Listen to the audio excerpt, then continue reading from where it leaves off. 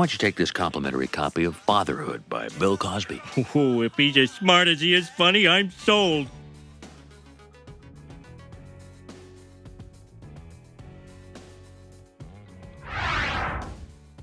It's hell being Mel. I'm looking for Homer Simpson. And I've been looking for you too, pal. In 1999, Mel Gibson's many fans thought his biggest worry was balancing commercial appeal with credibility as an actor-filmmaker. He plays into that myth by hiring Homer Simpson as a creative consultant after tiring of sycophants. When complaining about how people love him too much to offer constructive criticism, Gibson cleverly quips, It's hell being Mel. the irony of that was lost after recordings of bigoted rants went public in 2006 and 2010. Additional scandals surrounding Gibson's alcohol use disorder, mental health, and personal views effectively destroyed his mainstream career.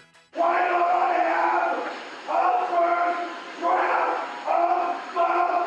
magazine? He has since achieved some resurgence on sobriety and critically acclaimed performances. But as he's still such a controversial figure, it's not even funny to think he was once above criticism. I guess there's just no room in today's crazy, gentle America for violent dinosaurs like us. The New Orleans song, Oh Streetcar, a fictional musical adaptation of Tennessee Williams's A Streetcar Named Desire, opens with a number that skewers New Orleans as an immoral cesspool. Here there, hellish Rondelay. A Streetcar Named Marge may have won rave reviews in 1992, but headlines in 2005 read differently. The UK's Channel 4 thoughtlessly reran the episode less than a month after Hurricane Katrina. The public was in no mood to hear the devastated Nola cheekily described as Crummy, lousy, resident wreck New Orleans. Channel 4 quickly issued an apology, then promised to update their censorship guidelines to better account for timing of broadcasts. Still, the incident permanently associates the mean-spirited musical number with a legitimate insult to a rich community. Well, at least that's what I thought. I have a history of missing the point of stuff like this. Another Vietnam. Haven't all generations of Americans grown up with Schoolhouse Rock since its debut in the 70s? Well, when an incensed Bart and Lisa watched their own version in '96, the latter claims the show is only geared for Generation X. Bart declares, We need another Vietnam to thin out their ranks a little. alas, thousands of Gen Xers and later American generations would be killed in the global war on terror following its declaration in 2001. I don't know how to explain the war to myself and have yet to have any clear thought of like, yes, we actually made a difference there because we didn't at all. Controversy over the U.S. government's motivations and recruitment methods sadly echoed discourse surrounding the Vietnam War. Bart's shocking offhand remark may have never been meant to be very funny, but looking back through so much loss of life, the prediction is just horrifying. There's something unsettling about that.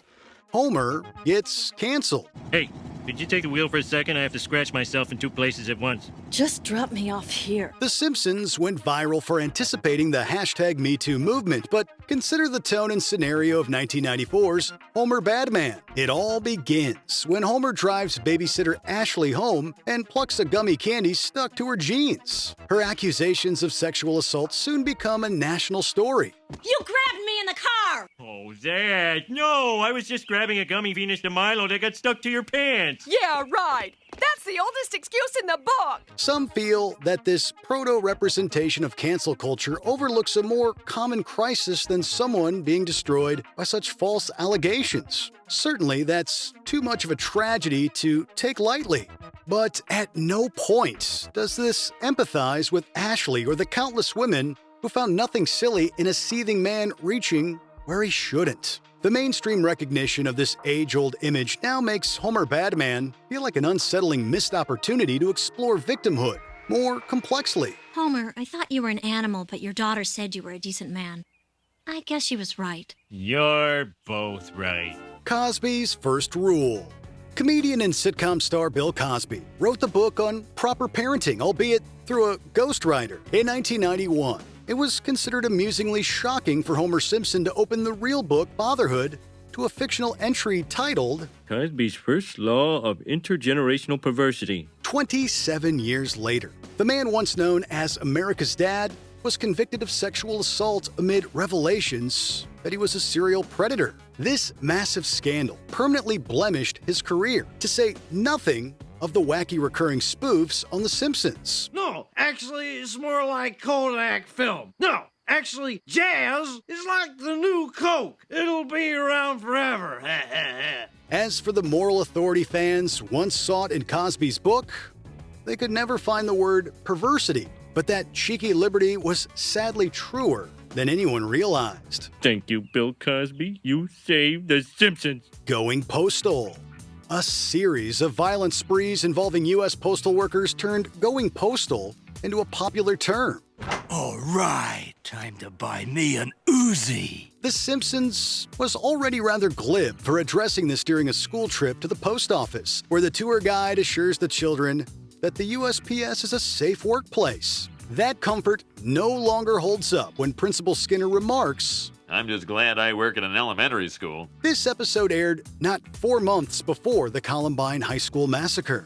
Since then, the U.S. has gradually seen an escalation in mass shooting incidents, even at elementary schools. Though these past 7 months have been filled with good days and bad, Caitlin has a support system of survivors from other school shootings. The term going postal has indeed been retired, but for a terrible trend that Skinner eerily foreshadowed. John J. Smith. The training wheels come off your bike. You start to notice boys you like. We always figured the psychiatric patient who serenaded Lisa for her birthday, thinking he was Michael Jackson, was indeed voiced by Michael Jackson. The credits alias John J. Smith didn't fool anyone, but the fanfare in Matt Groening's formal confirmation in 2018 was soon hushed by the HBO documentary Leaving Neverland. It was very much a secret, and he would tell me that if anybody found out, his life would be over and my life would be over. The Simpsons responded to revived debates about the late King of Pop's history of sex crimes by pulling his episodes from syndication and streaming. Showrunner Al Jean even suspected Jackson of using the beloved cartoon to groom victims. Since this decision, however, conclusive evidence of sexual improprieties remains elusive. If you are able to revisit the once wholesome, stark raving dad, it's still hard not to see it as a reminder of horrible allegations. Happy birthday, Lisa. Phil Hartman's credits. The clip show episode, All Singing, All Dancing, already overcorrects the wholesomeness of musicals with a frame story about Snake holding the Simpsons hostage. Because of you all, I got a tune in my head, and the only way to stop it is to make you all dead. When the closing credits roll, the score is cut off by gunshots, as the criminal is fed up with music. Yo, I told you to stop the music, dudes. I'm serious. The shocking gag stops being amusing when you notice that the shots coincide with Phil Hartman's guest star credits. The beloved comedian voiced Lionel Hutz, Troy McClure, and others before he was murdered by his wife in 1998. She shot him not 6 months after All Singing, All Dancing first aired. The circumstances of Hartman's death have since haunted his hilarious work on The Simpsons, but the unfortunate coincidence in that credits gag is enough to leave viewers in silence. What a terrible waste. Hi, I'm actor Troy McClure. Gunter and Ernst. A round of applause, please, for Anastasia. She loves show business. So much nicer than the savagery of the jungle, yeah? Siegfried Fischbacher and Roy Horn's Big Cat Magic Show was a staple of Las Vegas live entertainment. It was also controversial for endangering the performers, the audience, and the cats. There's definitely nothing ethical about how the fictional duo Gunter and Ernst capture a white tiger for their act at Monty Burns' casino. It was a cathartic riot in '93 when the beast turned on her captors.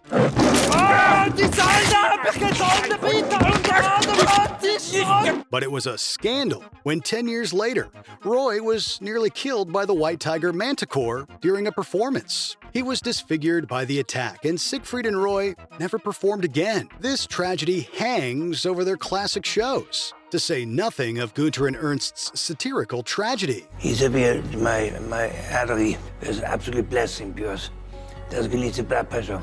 Otherwise you will be brain dead. One World Trade Plaza.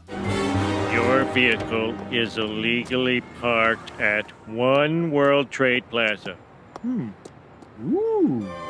Homer begrudgingly visits New York City after Barney leaves his car there during a bender. He ends up spending most of this 1997 episode waiting for a parking officer at One World Trade Plaza, an alias for Austin J. Tobin Plaza, between the Twin Towers of the World Trade Center. Sorry about that, guy. They stick all the jerks in Tower 1. That's it! I'm coming over there! Yeah, why don't you come over here? I got something for you. Shut up, the both of you! 4 years later, this entire site was destroyed in the most infamous terrorist attack of the 21st century. The brash antics and rivalries between the New Yorkers Homer encounters are particularly uncomfortable for the tragedy that united a community through trauma. Well, that's it. I'm getting out of this town alive if it kills me. The City of New York versus Homer Simpson is still considered a favorite episode among Simpsons fans. Of course, you never know how real-world events can affect the classics. What are some other iconic TV scenes that were spoiled by harsh reality? Let us know in the comments.